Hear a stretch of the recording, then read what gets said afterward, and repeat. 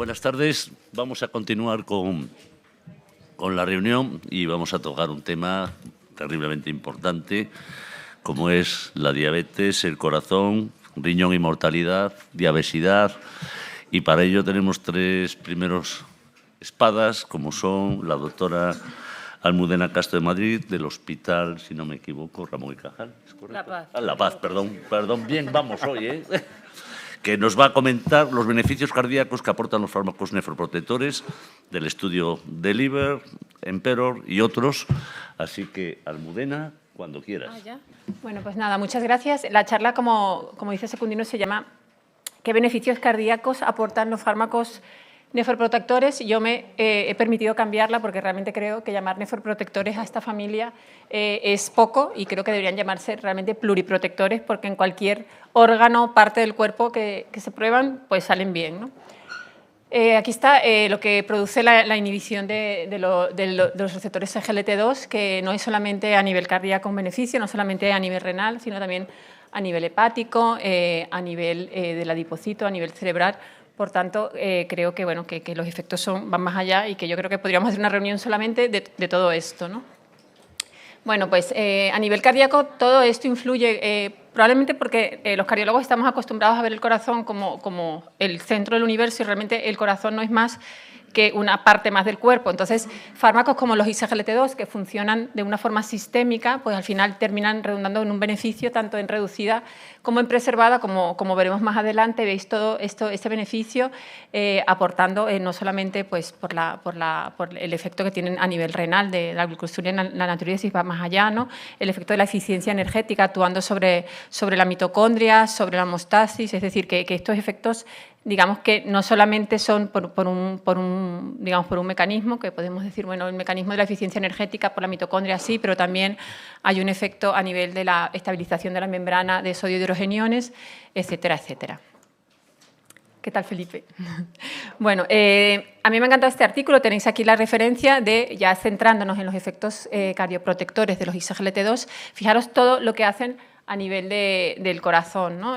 Pues todo lo que veíamos antes. Me parece importante destacar el tema de la grasa epicárdica, el tema de la reducción de la grasa epicárdica, el tema de la mejoría de la eficiencia energética a través de la producción de cuerpos cetónicos, lo que comenté antes, la actuación sobre los canales de sodio hidrogeniones, porque esa relación de disminución de muerte súbita probablemente esté relacionada con esta actividad, la disminución de la inflamación, etcétera. Y si eso lo traducimos a el beneficio, pues vamos a hacer un repaso, porque seguro que todos estamos muy actualizados en cuanto al beneficio de los ISGLT2 en insuficiencia cardíaca, pero también hay beneficios, como os decía antes, en grasa epicárdica, en disminución de la fibrilación auricular e incluso en infarto agudo de miocardio. Entonces, bueno, vamos a repasar un poquito. ¿Qué hay en fibrilación auricular? Claro, como os decía antes, sí, al final la fibrilación auricular, yo siempre a los residentes les digo, la fibrilación auricular es la fiebre de lo que está pasando en el organismo. Entonces, sí, si realmente vosotros cerráis los ojos y os imagináis un paciente con fibrilación auricular tipo, no el tipo atlético que hace ejercicio y que tiene un foco ectópico en una vena pulmonar, eso no es el típico paciente que veis vosotros con FA.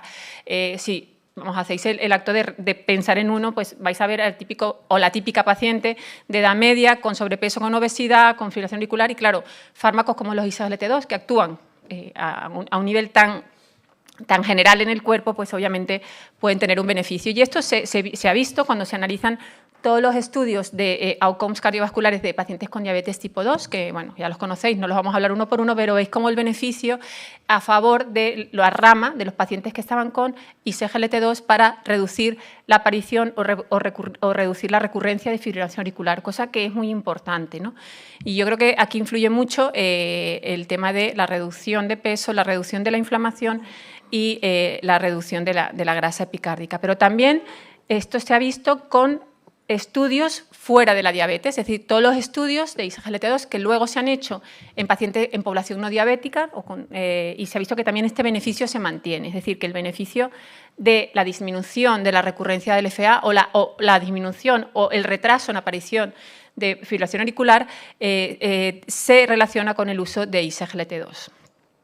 Yo no tengo ningún problema en compartir mi presentación, o sea que si os queréis la presentación la podéis pedir a la secretaría, que no tengo ningún problema en compartirla, ¿vale? Bueno, grasa epicárdica. La grasa epicárdica yo creo que es la enfermedad que a los cardiólogos ahora nos emociona más porque realmente es algo que no le hemos hecho caso. Cuando veíamos un eco con una hipodensidad decíamos derrame y ahora sabemos ya que el derrame es una cosa, la grasa epicárdica es otra y la grasa pericárdica incluso es otra, ¿no? También le digo a mis residentes que tenemos que acostumbrarnos a pedir un eco y decir, estimar, por favor, grasa epicárdica, porque se puede medir por eco. Es verdad que se estima mucho mejor por resonancia o por TAC, pero en el eco se puede medir. Y cómo esa grasa epicárdica se reduce con fármacos como los ISGLT2 o como los análogos del GLP-1.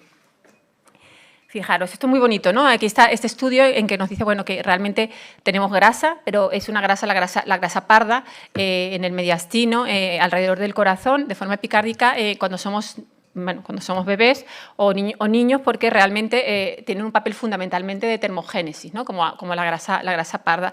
Según vamos creciendo, esta grasa, aparte de tener esta regulación de la termogénesis, porque ya la somos capaces de regularla nosotros, lo que hace es actuar como un fuel para el organismo, ¿no? Porque, bueno, recordáis que estos beneficios que hablábamos antes de los cuerpos cetónicos, realmente cuando el ser humano se desarrolla como especie, está en unas condiciones de hambre y nosotros nos desarrollamos en un medio de ejercicio físico y de hambre. Y cuando uno tiene hambre, la energía la saca de los cuerpos cetónicos. El desarrollo del cerebro y el desarrollo del corazón fue en un ambiente de cetosis. Por eso, ese beneficio de los ISGLT2, ¿no? Y aquí la grasa epicárdica actúa produciendo ese fuel para el miocardio hasta que ya de mayores pues, esa grasa desaparece. Pero en el paciente con sobrepeso o en la persona con sobrepeso u obesidad, esa grasa marrón, esa grasa parda es sustituida por la grasa visceral, que se llama visceral porque se va a las vísceras y entre ellas se va al corazón. Y ahí actúa como en cualquier otro órgano. Por aquí está Salvador, bueno, por aquí luego nos explicará cómo actúa a nivel del hígado, pero realmente pues actúa igual, siendo un órgano endocrino propio, produciendo sustancias de inflamación que están totalmente y continuamente actuando sobre, irritando, ¿no? Al corazón. Yo siempre digo que esto es como la grasa epicárdica, es como los amigos tóxicos que tenemos todos, que muchas veces ni nos enteramos que son tóxicos porque son poco a poco, ¿no? Y cuando alguien nos molesta mucho, decimos fuera, pero cuando nos molestan poco no nos damos cuenta hasta que se van, ¿no? Pues la grasa epicárdica es así, ¿no? La grasa epicárdica es un poco como un amigo tóxico, ¿no? Está ahí haciendo daño, pero no nos damos cuenta hasta que, claro, cuando se va, pues te das cuenta que ese paciente mejora la insuficiencia cardíaca, la fibrilación auricular, etcétera, etcétera.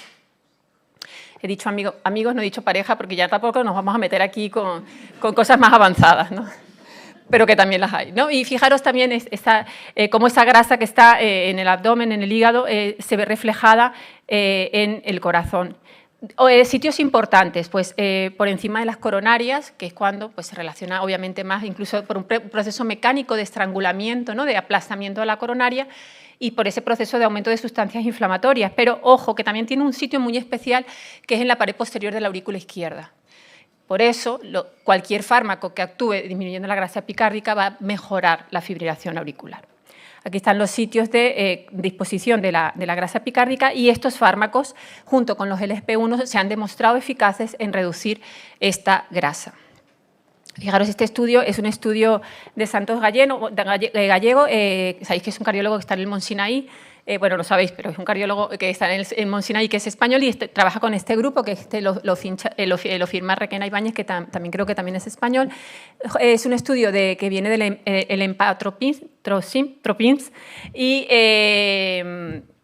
evalúan qué pasa con la grasa epicárdica y qué pasa con la grasa del tejido subcutáneo cuando damos empagliflozina en pacientes que están en este estudio ya hecho y que se les pone empagliflozina porque tienen insuficiencia cardíaca con fracción de eyección reducida. ¿Y qué se ve? Pues fijaros en la gráfica, se ve que tanto el tejido subcutáneo como la grasa epicárdica se reduce de forma significativa frente a placebo con EMPA, con el infarto. Bueno, yo quiero deciros que con el infarto, yo siempre he dicho, los ISGLT2 son fármacos para la insuficiencia cardíaca, para el riñón, pero no para la isquemia miocárdica, porque no tienen de momento no habían demostrado un efecto antiaterotrombótico, ¿no? Pero importantísimo la investigación en infarto. Este primer estudio que sale, que es un estudio pequeñito, con 400 pacientes, 476, que es el EMI, lo que hace es coger pacientes que han tenido infartos importantes, infartos de un tamaño, bueno, que lo miden por la elevación de troponina o de CPK, y en los que se da empaglifosina a un grupo y placebo a otros. El endpoint primario no es un endpoint duro, el endpoint primario es el aumento del NT-proBNP, pero se miden endpoints secundarios que son básicamente parámetros de ecocardiografía. Y lo que se observa en el estudio es que hay la rama asignada a empagliflozina tiene menos aumento de NT-proBNP y mejoría en los parámetros ecocardiográficos. Es un estudio muy básico en cuanto a parámetros, pero ya nos indica, ¿no?, que puede tener un beneficio, y esto lo vamos a resolver en noviembre de este año, que se va a presentar el EMPACT-MI en el Americano de Cardiología, que ya es un estudio tipo... No sé si recordáis el estudio EFESUS, por ejemplo, que es un estudio que se hace en infartos, pacientes con un infarto que se quedan con menos de 45% de fracción de eyección residual, que han tenido insuficiencia cardíaca durante el infarto o que tienen factores de riesgo para tenerla. Entonces, él, aparte de su tratamiento, que tiene que ir por guías, se les randomiza a EMPA o a placebo, y los endpoints, los resultados que se evalúan en este estudio son resultados de hospitalización por insuficiencia cardíaca o muerte cardiovascular, y son endpoints ya más duros, que vamos, no tengo ninguna duda de que es un estudio que va a salir bien, ¿no? Veis que se va a parar, bueno, creo que ya se ha parado, porque entiendo yo que si se presentan en noviembre está ya, no sé si el seguimiento continúa y lo cierran, ¿alguien lo sabe? ¿Está cerrado ya el estudio, el EMPACT este? Bueno, hay gente de Beringer y de Lilly que deberían saberlo. Bueno, da igual, o sea, se van a presentar los resultados, que si está abierto es que falta el seguimiento ya para cerrarlo, pero que el estudio está ya y que se ha llegado a estos eventos, y vamos, no tengo ninguna duda de que es un estudio que saldrá bien, incluso siendo infarto, ¿no?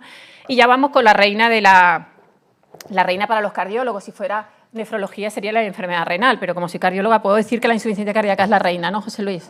Vale. Entonces, bueno, la reina de los ISGLT2, que es la insuficiencia cardíaca en todos sus aspectos, agudo, crónico, reducida y preservada. Y en todos los ISGLT2 sale bien. Me encanta esto, yo creo que el año pasado lo volví a presentar, creo que es el dibujo más bonito que explica qué hacen los ISGLT2 en el corazón con insuficiencia cardíaca. Un corazón sano que tiene esas 4 vías de alimentación y que cuando enferma, como quiere obtener energía de forma rápida, la energía de forma rápida se obtiene del azúcar, que no hace más que producir glucotoxicidad y dañarlo. Pero que esto no pasa solamente en el corazón, sino pasa en el cerebro y en todos sitios. Yo ahora aquí hago un paréntesis, porque cuando empezaron todos los ISGLT2, los cuerpos cetónicos, yo me acuerdo que me leí un artículo de Neuro en el que decían que la epilepsia refractaria se trata con hidroxibutirato en los niños que tienen que ingresar porque tienen crisis epilépticas refractarias a 4 fármacos. Y bueno, no es raro, porque realmente es la forma de energía con la que el cerebro y el corazón actúan mejor. ¿Veis cómo cuando el ISGLT2 cambia la forma de alimentación del miocardio, quita la glucosa, quita esa glucotoxicidad y es capaz de obtener la energía de los cuerpos cetónicos y de los ácidos grasos, que acordaros esa grasa parda que estaba en el niño que tenía esa función, ¿no?, de fuel miocárdico? Pues ahí está. Lo único que hacen los cuerpos cetónicos es volver, en este aspecto de eficiencia energética, es volver a lo que somos como seres humanos en cuanto a nuestra evolución.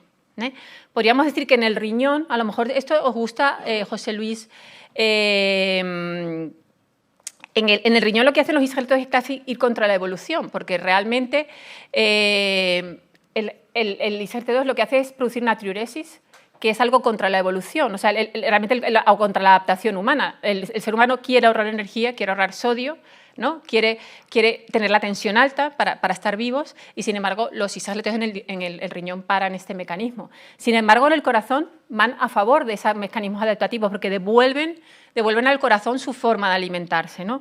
Me parece una gráfica que se entiende mucho lo que hacen en el corazón. Juan, ¿a ti te gusta esta teoría que te digo? No, bueno, y aquí está también aquí está un poco el resumen de lo que tenemos en insuficiencia cardíaca. El EMPULSE con empaglifosina, insuficiencia cardíaca aguda, a partir del ingreso, cuando estaba estabilizado el paciente. Me da igual si son 6 horas, 8 horas, eso es una cuestión de protocolo. Es lo que tenemos que saber, que una vez estabilizado el paciente, se pone EMPA, y los eventos analizados por un win ratio son menores de forma significativa en todos los eventos que tanto mortalidad como disminución de la estancia media, mejoría de la congestión en empagliflozina. El Solois ya demostró esto, pero es verdad que el Solois fue un estudio solo con diabetes, pero ya lo demostró con sotagliflozina. Está pendiente de salir el estudio de insuficiencia cardíaca aguda con dapagliflozina, que yo creo que saldrá el año que viene. Si hay alguien de Astra lo puede decir, pero yo después ya no pregunto más después de antes.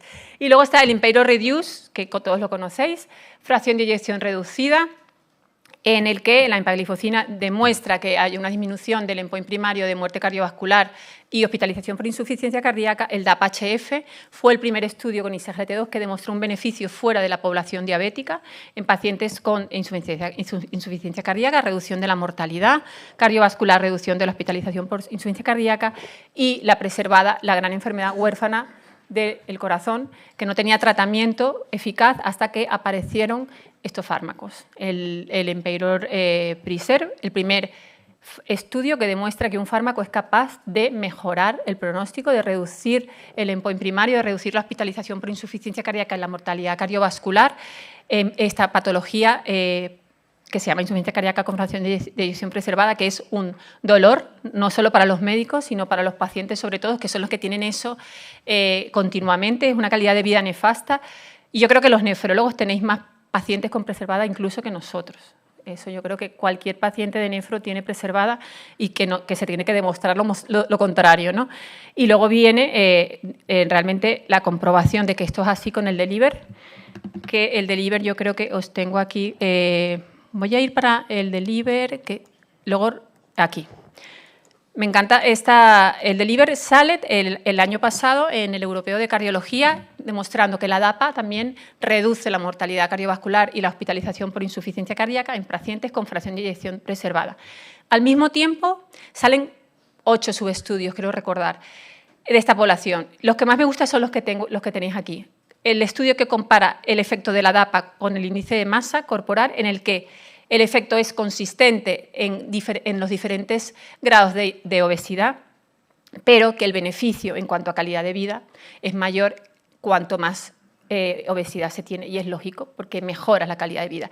Y estos pacientes, cuando dicen es que estos fármacos no bajan la mortalidad cardiovascular, esta gente que pone esta pega es que no ve pacientes, porque los que vemos pacientes, lo que queremos es que nuestros pacientes estén bien. Entonces, algo que te mejore la calidad de vida porque te disminuye la hospitalización por insuficiencia cardíaca, yo ya no pido más, ¿no? Estudio de índice de masa corporal, su estudio de hospitalización reciente, en el que se demuestra que incluso los pacientes crónicos también mejoran.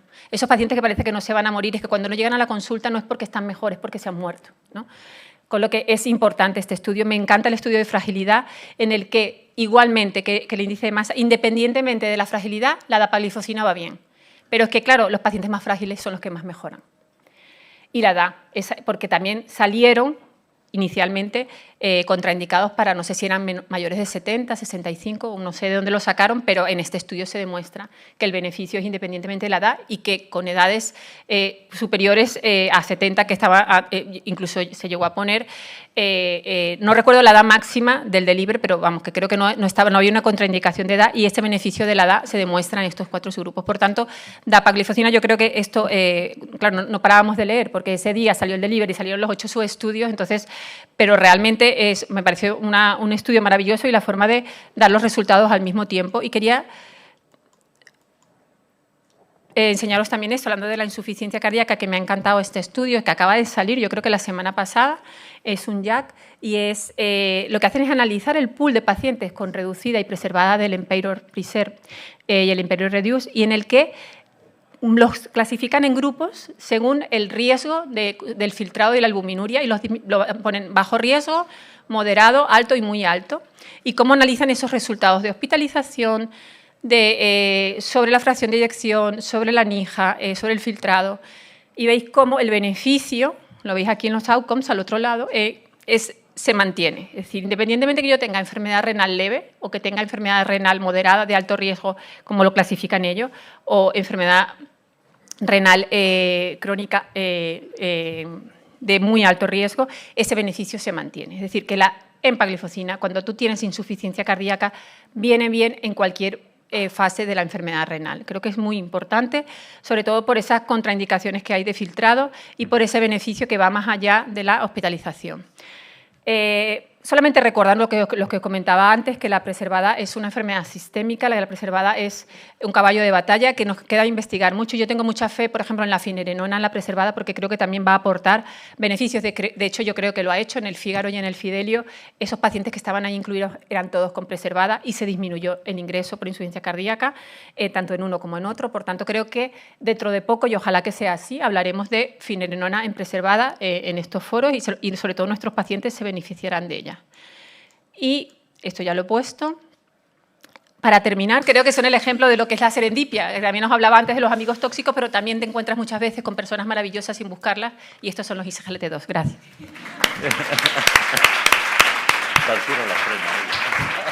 Muchas gracias, Almudena. Vamos a hacer como en la mesa anterior, ¿vale? Vamos a pasar al siguiente ponente, que es Alfonso Valle, de Alicante, que nos va a hablar de la reducción de la mortalidad con ISGLT2 y nos va a contestar una pregunta que yo creo que todos nos hacemos, y es si son todos iguales o son diseños de estudios diferentes. Muchas gracias, Alfonso.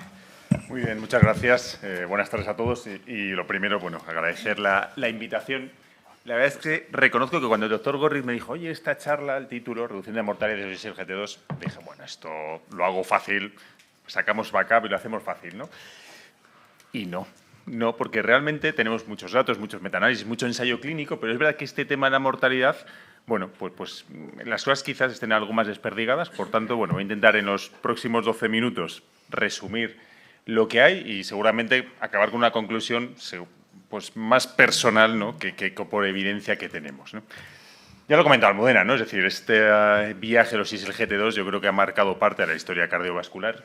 Más que una carretera llena de curvas, realmente esto ha sido casi una autopista hacia el cielo, ¿no? Desde el EMPA-REC 2015, hace solo 8 años, ¿no? Y fijémonos dónde estamos ahora, insuficiencia cardíaca, enfermedad renal, etcétera, etcétera. Entonces, me voy a centrar en, oye, cómo reducen mortalidad, principalmente mortalidad cardiovascular, los ISGLT2, en los 3 escenarios principales, ¿no? Paciente diabético, paciente con insuficiencia cardíaca y paciente con enfermedad renal, aunque quizás esto último sea un poco osado en este foro, ¿no? La evidencia ya la conocemos, ¿no? Fijaros, tanto con empagliflozina como con dapagliflozina, todos los estudios que se han llevado a cabo y todo lo que viene, principalmente las 2 novedades o la novedad que nos queda, que es en ese paciente posinfartado, tanto con EMPA como con DAPA, ¿no? Si comenzamos con el paciente diabético, bueno, todos hemos visto 1000 veces esta diapositiva, ¿no?, en estos estudios de seguridad cardiovascular, donde teníamos muy claro principalmente 2 ideas. Estos fármacos en pacientes con diabetes reducen el riesgo de que hospitalicen por insuficiencia cardíaca pacientes que en el 90% de los casos no tenían insuficiencia cardíaca y, por otra parte, también enlentecen la progresión de la enfermedad renal, ¿no? Y es verdad que teníamos la parte de empagliflozina, donde también había una reducción de la mortalidad cardiovascular, y en EMPA-REG y CANVAS una reducción del MACE, ¿no? Y en el resto no ocurría esto, ¿no? Realmente, yo creo que aquí el punto clave son la diferencia, y podemos llevar título lo que queramos, la diferencia del tipo de pacientes, ¿no? Como el paciente en EMPA-REG, lo podéis ver ahí, pacientes todos que habían tenido un infarto, pacientes con enfermedad multivaso, pacientes con angina y con enfermedad coronaria, a el paciente quizás más del otro extremo, ¿no?, que es el paciente de Gler, que podría ser paciente con ictus o con un infarto, o bien pacientes con factores de riesgo. Y CANVAS se nos queda un poco en el medio. Yo creo que esto, más que una limitación, es una ventaja, porque al final estamos cubriendo, ¿no?, todo el espectro de ese paciente con diabetes. Si lo vemos de manera gráfica, yo creo que nos queda muy claro que estamos hablando de pacientes muy distintos y aquí es imposible comparar los resultados, ¿no? En EMPA-REG, el 99% de pacientes con enfermedad cardiovascular, estamos hablando de 7.000 pacientes, VERTIS, CANVAS, donde ya tenemos un tercio de pacientes que es lo que tenían eran factores de riesgo cardiovascular, y DECLARE, donde la cosa estaba mucho más balanceada, con una N evidentemente mucho más grande que el estudio en EMPA-REG, ¿no? Por tanto, este perfil de paciente quizás, bueno, pues sea el que vemos el cardiólogo más en la consulta, este perfil evidentemente quizás es más de atención primaria. Yo creo que aquí se ve muy bien, nada tiene que ver, ¿no?, el 50% de los pacientes de EMPA-REG, que eran pacientes que habían tenido un infarto, con esta casi 60% de pacientes de DECLARE que tenían simplemente factores de riesgo cardiovascular, que eran diabéticos de alto o muy alto riesgo, ¿no? Y seguramente ahí vienen las diferencias de los resultados. Si queréis, lo podemos ver de manera rápida con los números, ¿no? Si nos vamos al MACE, ¿no?, hablando de mortalidad en el grupo placebo, por 1.000 pacientes y año. Fijémonos, de Claire, estábamos hablando de 22 pacientes con MACE de esos 1.000 por año frente a 37, ¿no?, que teníamos en EMPA-REC. Es decir, estamos hablando de pacientes con diferente riesgo y, por tanto, con un porcentaje de eventos también distinto. Cuando hacemos esta combinación de estudios con todas las limitaciones que esto pueda tener, ¿no?, podemos seleccionar pacientes con enfermedad cardiovascular o pacientes con simplemente factores de riesgo. Y aquí vemos que la cosa ya es bastante más uniforme en cuanto a los resultados. Y si nos vamos a esa otra idea fundamental, que era, oye, lentezco la progresión de la enfermedad renal, aquí, y con todo el cariño para la nefrología, todavía es más complicado, porque, entre otras cosas, el MACE en cardiología siempre es lo mismo. En nefro es verdad que muchas veces los criterios que se definen los estudios pues varían, incluso también el cómo se mide la tasa de filtrado, ¿no? Y esto también, las poblaciones bastante diferentes. Fijaros, número de pacientes con filtrados por encima de 90 en los diferentes estudios clínicos. Si hacemos estas combinaciones con las limitaciones matemáticas que esto pueda tener, vemos cómo, cuando hablamos del MACE según filtrado renal, hay una cierta uniformidad en aquellos pacientes con filtrados más bajos o con filtrados intermedios. Por tanto, un poco la conclusión en este paciente diabético, y no lo digo yo, lo dice en Circulation, ¿no?, te dice que al final esto realmente es un efecto de clase que está muy condicionado por el tamaño de los estudios y, sobre todo, y muy especialmente, por el riesgo de los pacientes, principalmente por el filtrado renal y por el porcentaje de pacientes con enfermedad cardiovascular establecida, ¿no? Yo creo que esto es, como digo, más que una limitación, en el fondo está, bueno, tocando todo ese amplio abanico de pacientes diabéticos con más o con menos riesgo. Insuficiencia cardíaca, ya ha comentado Almudena, y aquí vamos a ir un poquito más rápido, ¿no? Pasamos de prevenir la insuficiencia cardíaca a tratar la insuficiencia cardíaca, ¿no?, que este es el gran cambio. Estudios, bueno, similares, ¿no? Si empezamos por aquellos pacientes con fracción de eyección por debajo del 40%, quizás es verdad que los pacientes de Emperor Reduce estaban un poquito más evolucionados, son pacientes con algo mejor de tratamiento, con un poco más de dispositivos, aunque con un porcentaje un poquito menor de hospitalización previa, que sabéis que esto también marca bastante a nivel pronóstico. Los resultados los conocemos, ¿no?, cómo se conseguía el objetivo primario, y con DAPA-HF sí que había una reducción de esa hospitalización, muerte cardiovascular. Si lo vemos en formato tabla, ¿no?, que quizás se vea más fácil, bueno, vemos el objetivo primario se cumple, la hospitalización por insuficiencia cardíaca se cumple y la mortalidad cardiovascular se cumplía en DAPA-HF y no se cumplía en Emperor. Vemos como el porcentaje o el ratio, la tasa por 100 pacientes y año realmente es, bueno, algo diferente, ¿no? EMPA tiene 7,6 y, por ejemplo, el grupo placebo en DAPA-HF está similar, 7,9. Muy probablemente esa no diferencia o esa falta de significación estadística se relacione con esos 1.000 pacientes menos, que son pacientes con más dispositivos, con más desfibriladores, con más resíncro, y que también había un tiempo de seguimiento, uno era 18 meses, otro 16 meses, ¿no? Pero yo creo que esto a nivel clínico, y seguramente sea un poco la conclusión, tampoco creo, o yo por lo menos en mi día a día no estoy pensando si este reduce más o menos la mortalidad en un paciente con FEBI por debajo del 40%. Claro, cuando hacemos un metaanálisis de dos, ¿no?, que esto es como que uno va a comer, el otro mira y al final nos quedamos bien los dos, ¿no?, porque hacer un metaanálisis de los ensayos clínicos puede resultar complicado, vemos cómo, bueno, pues aquí sí que hay una uniformidad en lo que es el resultado de la muerte cardiovascular o de la mortalidad total.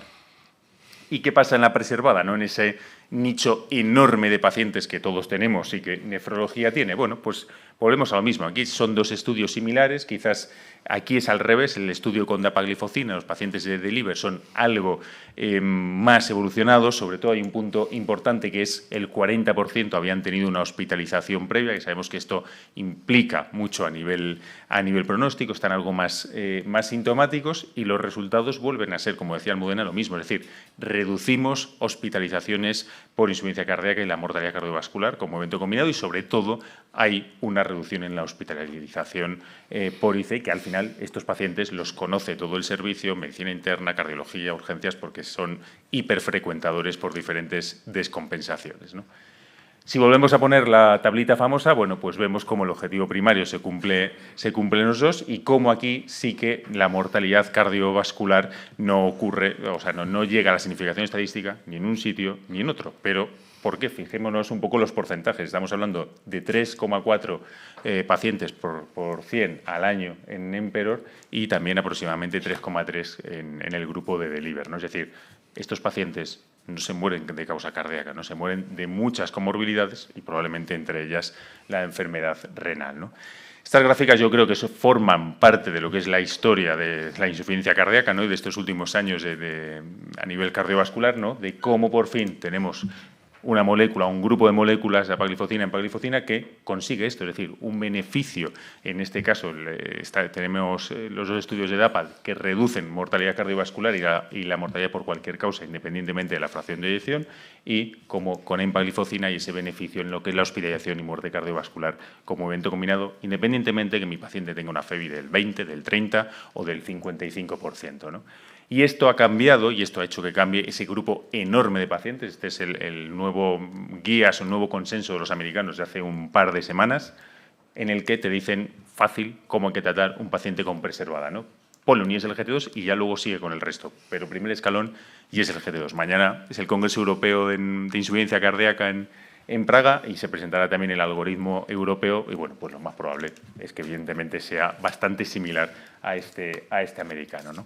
Y para terminar, la parte de renal, que evidentemente no voy a ser, como digo, tan osado de meterme en mucha profundidad, ¿no? Sabéis de sobra los resultados de APA-CKD, de los resultados de EMPA-KIDNEY, y yo creo que aquí la lección principal, o por lo menos que también hemos sacado los cardiólogos de este estudio, ¿no? Tenemos muy claro que son moléculas que nos previenen, ¿no?, la progresión de la enfermedad renal, pero yo creo que un punto clave, ¿no?, es la parte de la albuminuria, algo que la cardiología, la verdad, que lo teníamos como un poco así dejado de la mano de Dios, o no formaba parte muchas veces de nuestras analíticas habituales, ¿no? Y seguramente, bueno, lo podremos discutir, ¿no? Pero el peso que tiene en EMPA-KIDNEY, ¿no? Que, bueno, pues la mitad solamente de los pacientes tenían una albuminuria por encima de 300. Son pacientes, evidentemente, con menos enfermedad cardiovascular previa también, ¿no?, que los pacientes de APA-CKD, y seguramente esto pueda marcar también un poco esas diferencias a nivel de mortalidad, ¿no? Si analizamos, y aquí el metaanálisis ya incluye bastantes más estudios, ¿no?, pacientes con diabetes, pacientes sin diabetes, vemos cómo realmente hay un beneficio claro del uso de ISLGT2 en este tipo de pacientes con enfermedad renal crónica, en lo que es la reducción de los eventos y muy especialmente de ese combinado de muerte cardiovascular y hospitalización por insuficiencia cardíaca, ¿no?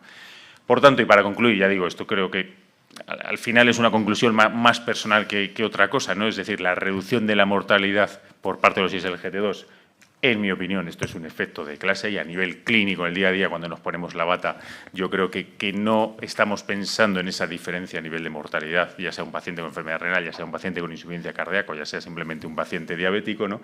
Y que las diferencias entre unas moléculas y otras en los diferentes escenarios, pues realmente se deben a que estamos hablando de pacientes, en muchos casos, diferentes, sobre todo en ese paciente diabético, en cuanto a riesgo cardiovascular o eventos previos, ya sea, como digo, paciente con diabetes, paciente con insuficiencia cardíaca o paciente con enfermedad renal. Muchas gracias. Muchas gracias. Gracias por seguirte al tiempo.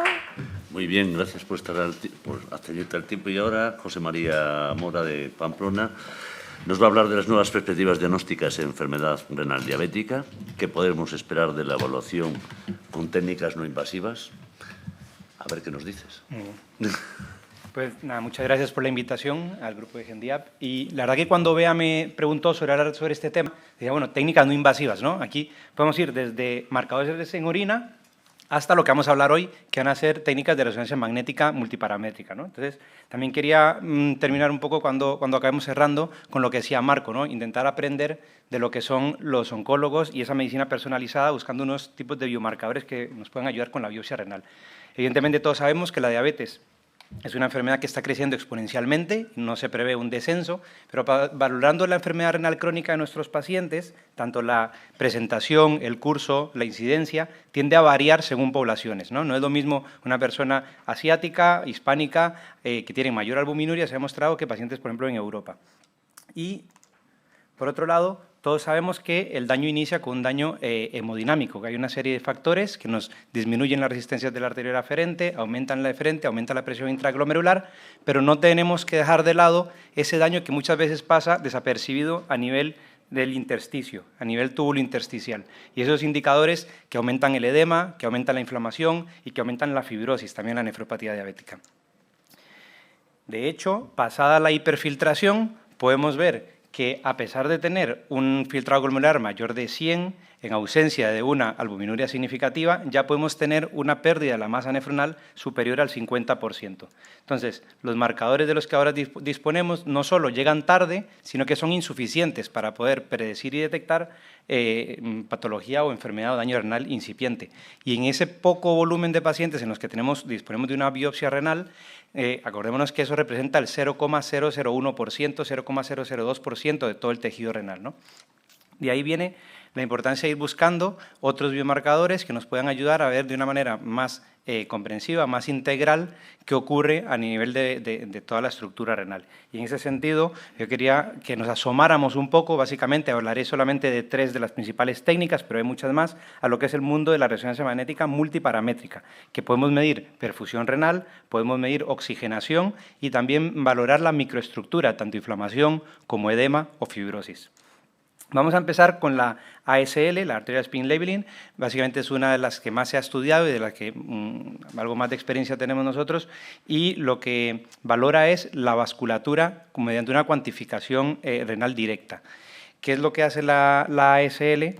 Básicamente utiliza la sangre magnéticamente marcada del paciente, los protones del agua son magnéticamente marcados, que configuran unos spins que van a seguir todo el trayecto hacia los riñones, y posteriormente de esa imagen sale la perfusión que resulta de una sustracción de la imagen marcada a partir de una imagen original.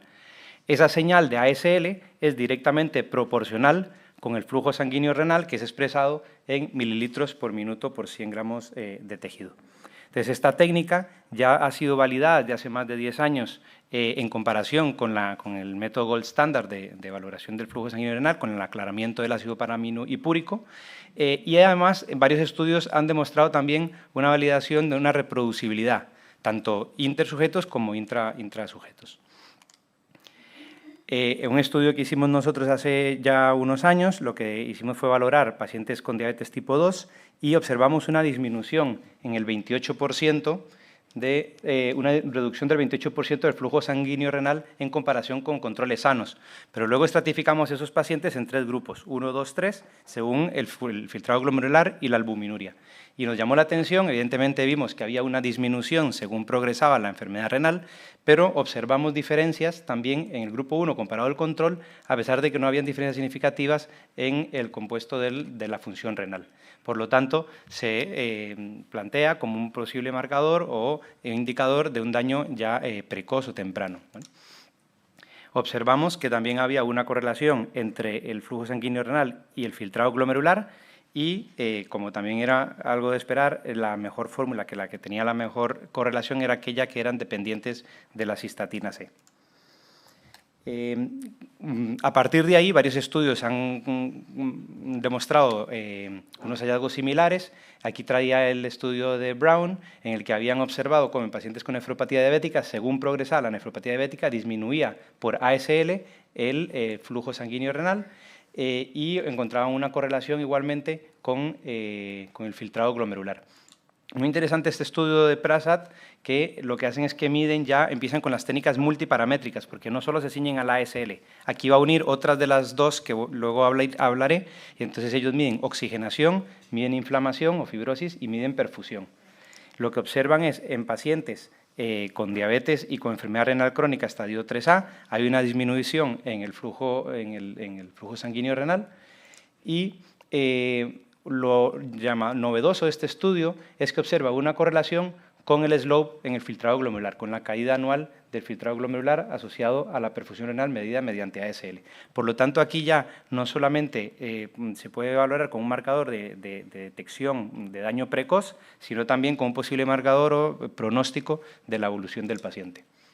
La siguiente herramienta de la que voy a hablar brevemente es el BOLT, el Blood Oxygen Level Dependent, en el cual lo que me mide es la oxigenación.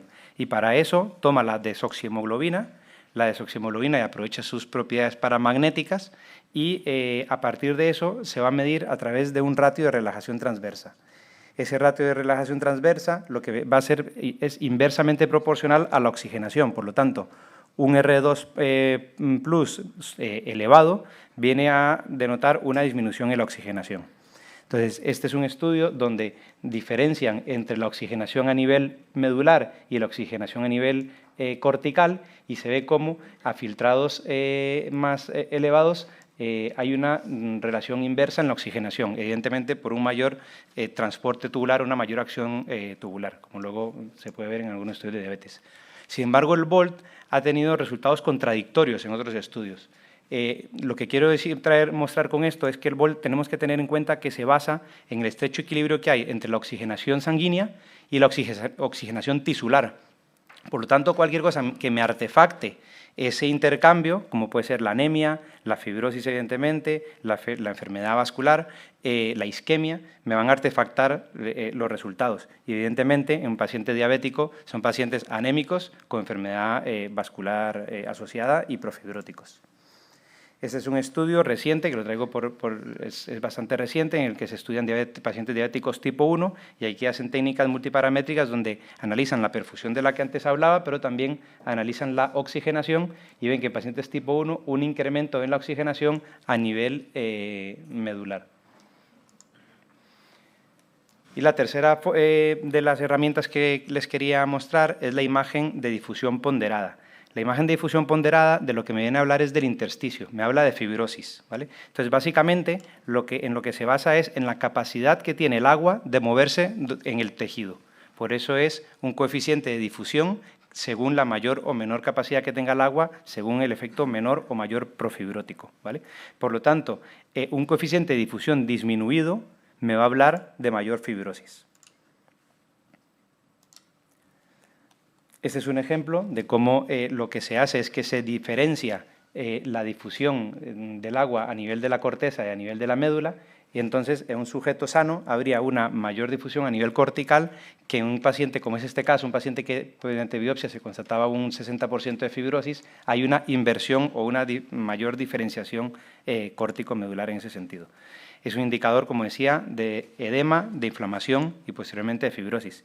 Y este es un estudio que no es en diabéticos, este es un estudio que lo traigo porque es el más grande, donde ya analizan biopsias comparados con la técnica de multiparamétrica, en la que son 80 pacientes en China, y es en nefropatía IgA principalmente. De todos solamente hay 2 diabéticos, la gran mayoría son con nefropatía IgA, pero hay una interesante correlación, bueno, evidentemente permite diferenciar entre pacientes y controles sanos, pero también una correlación según el score de fibrosis, si hay una menor del 25% de la fibrosis, entre 25 y 50, mayor del 50%, mostrando una correlación importante desde momentos iniciales de la fibrosis. La imagen de difusión ponderada pues, ha sido correlacionada en varios estudios donde se ha mostrado que además en pacientes se correlaciona según el estadio de la nefropatía diabética en este caso quería traer este estudio del CKJ del 2022 porque es la primera vez en la cual se utilizan todas las técnicas multiparamétricas para estudiar la enfermedad renal diabética. Básicamente, el gráfico tampoco, creo que no saca todo el jugo que podría al artículo, porque se centra mucho en el flujo arterial, que es los cambios hemodinámicos son los que mejor se correlacionan, pero en realidad en los resultados que ellos ven, observan en varios de los marcadores una correlación con el filtrado glomerular para diferenciar entre pacientes y sujetos y entre los estadios de enfermedad renal. Y antes, cuando hacía el comentario de aprender de los oncólogos, me parece que esta es una herramienta que puede ser muy beneficiosa o que puede tener mucho futuro a nivel de la personalización del paciente y el desarrollo de nuevas terapias para evaluación de nuevos tratamientos, porque me permite valorar lo que es la microperfusión, me permite valorar cambios a nivel de la fibrosis. Entonces, actualmente hay estudios que se están realizando en ISGLT2, en inhibidores del sistema renin-angiotensina-aldosterona, hay otros estudios que ya han sido desarrollados en furosemida. Estos inicialmente eran para estudiar un poco la parte, si eran capaces de predecir el mecanismo fisiopatológico, y este es un estudio de hace ya un tiempo en el cual se correlacionan los cambios en el flujo plasmático renal por ácido paraminoipúrico y mediante ASL tras 2 semanas de haber utilizado telmisartán. Bueno, esto es un poco la tabla de ese último estudio que os comentaba, donde se veía que había, después de 2 semanas, un aumento del flujo sanguíneo renal como se ve aquí en la última parte de la tabla. Finalmente, este es un artículo que salió hace 6 días, en el cual les recomiendo por si quieren hacer una revisión del tema, y básicamente este gráfico, que no es, digamos, lo más atractivo del mundo, pero viene a especificar que no nos podemos centrar con una sola de las técnicas, sino que si queremos tener una visión global del riñón, es utilizar técnicas que me permitan varios parámetros y de esa manera poder determinar desde el momento agudo al crónico e incluso donde tiene mucha relación o mucho estudio es en el paciente trasplantado renal. Por lo tanto, son técnicas hacia dónde nos llevan hacia el futuro, evidentemente al desarrollo de nuevos medicamentos, conocer no solo la fisiología, sino la fisiopatología y mecanísticamente cómo están funcionando. Creo que es una buena herramienta para unir lo molecular con lo intersticial y con lo funcional, pero tenemos que tener en cuenta que hacen falta técnicas de estandarización, que ahora hay muchos ingenieros trabajando en eso para simplificar los protocolos, emplear la combinación de marcadores y tener en cuenta aquellos artefactos. Es un estudio económicamente que puede ser caro, pero habría que valorar a largo plazo si esa inversión inicial luego se desarrolla un beneficio a largo plazo para los pacientes. Y muchas gracias. Pues muchísimas gracias. Vamos a dar paso a la ronda de preguntas y al debate. ¿Alguna pregunta? Vamos a empezar por el final, porque ya que lo tenemos tan reciente, muchísimas gracias porque me ha parecido realmente muy interesante. Yo creo que los nefrólogos evidentemente no estamos familiarizados con estas técnicas derivadas de la resonancia magnética, ¿no? Entonces lo que yo quería preguntarte es, ¿cómo ves tú la aplicabilidad más o menos futura en la clínica diaria? Porque claro, validar estas técnicas en la clínica diaria es realmente costoso y problemático. Vosotros en Pamplona probablemente lo tenéis bien desarrollado, pero en otros muchos sitios no. ¿Cuál es la aplicabilidad? Y después, ¿cuál es la aplicabilidad en la detección precoz de las lesiones en general en el enfermo renal y particularmente en el enfermo diabético? Porque yo interpreto que esto debe de estar ligado a las resistencias intrarrenales producidas, por un lado, por daño en los vasos y, por otro lado, por daño en el intersticio, lo cual es más difícil de demostrar por una técnica como estas. ¿Qué opinas? Efectivamente, la aplicabilidad es algo en lo que se tiene que estar trabajando ya. Por ejemplo, en el estudio que hicimos de resonancia magnética, el tiempo que tardamos era 15 minutos para tomar la determinación. Evidentemente, habíamos hecho ya 100 pacientes y teníamos un flow. Cuando estamos ahora haciendo estudios en multiparamétrica, nos estamos extendiendo a 1 hora. Sin duda, eso ahora no es viable. Entonces, ahora lo que se está trabajando es para intentar mejorar los protocolos para precisamente llevarlo a la práctica clínica. Yo creo que es una técnica que, a medida que se va simplificando, haya más gente que se vaya montando en el carro, se va a ir simplificando. Ahora mismo hay un estudio, bueno, se hizo un grupo de trabajo del Parénquima COST, que habían 26 países involucrados precisamente para favorecer esa aplicabilidad. Creo que es una herramienta que, en mi aplicabilidad, es para que, unido a los criterios clínicos, pueda venir a ser un sustituto o, por lo menos, algo que facilite información muy similar a la biopsia renal. Todavía es pronto, pero me parece que es atractivo en ese sentido. Preguntas, bueno, muy rápido. Gracias. Sigue siendo interesante la mesa, Almudena. Gracias. El corazón es más primitivo, ¿no? Ahorra tal. El riñón es más moderno e inteligente porque ha conseguido utilizar de forma primitiva el ahorro del sodio y se ha adaptado a la coca-colonización y exceso de sal ayudándose de los ISGLT2. O sea que, vamos, me parece que estamos... Yo tengo una pregunta para ti. ¿Por qué te pones corbata en la reunión de los nefrólogos y en la de los cardiólogos vienes sin corbata? No voy a responder.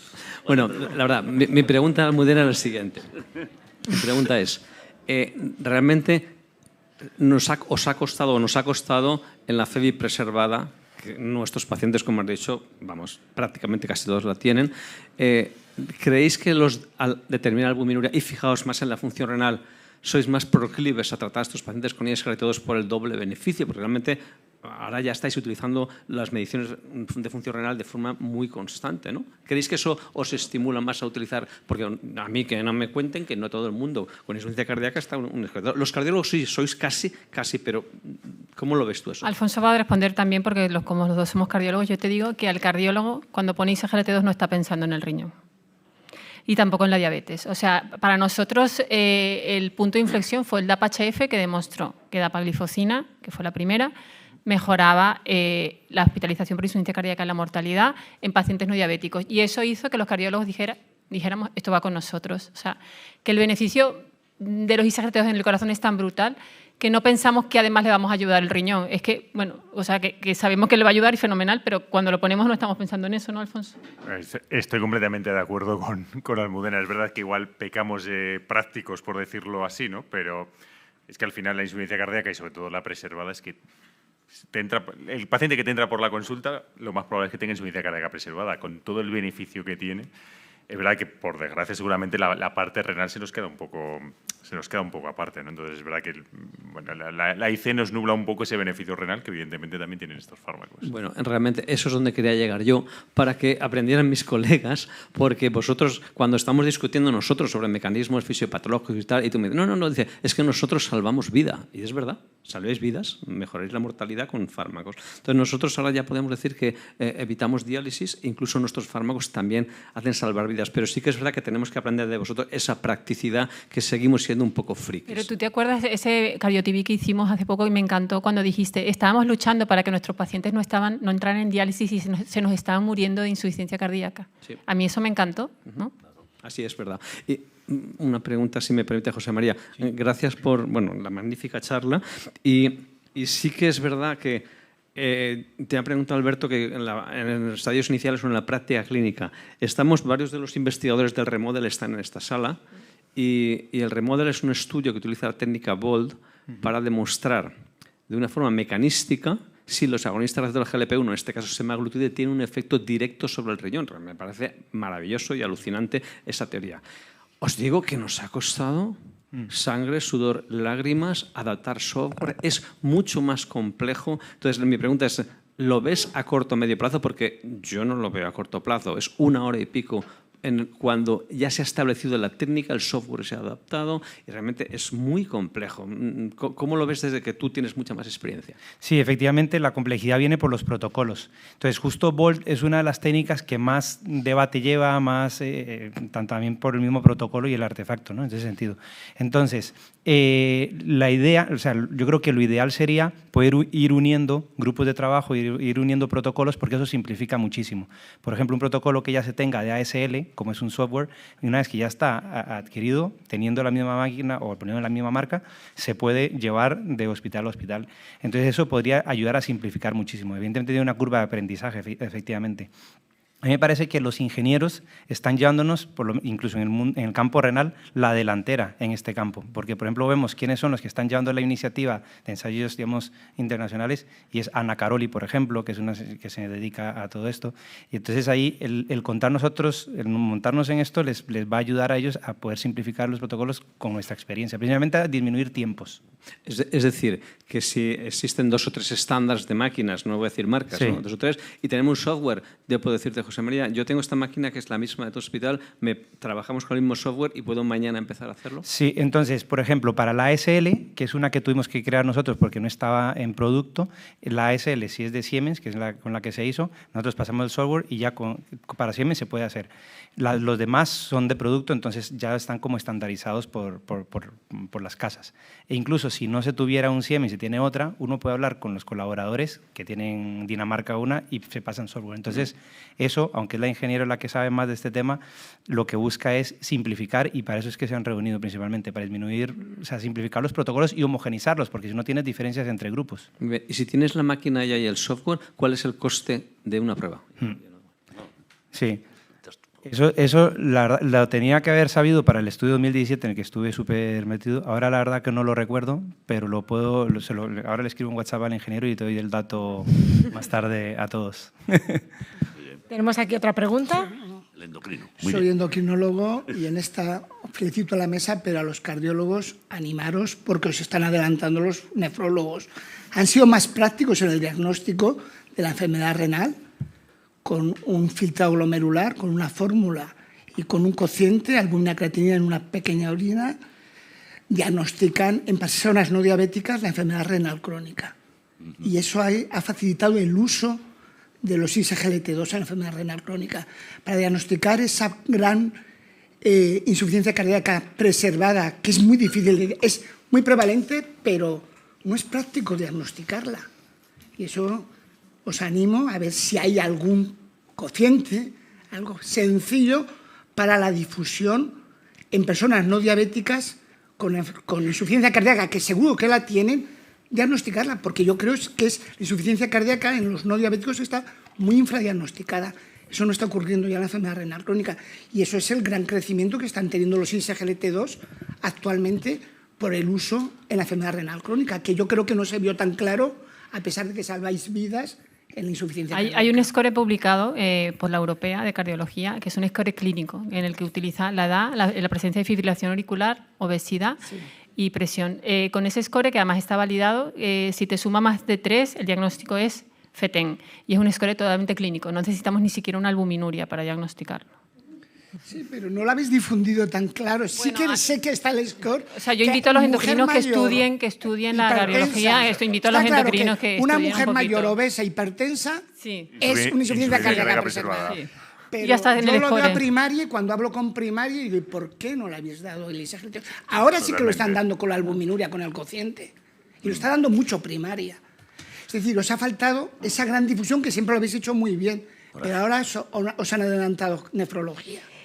Pues fíjate. Yo venía de blanco para hacer algún compromiso contigo, pero ya...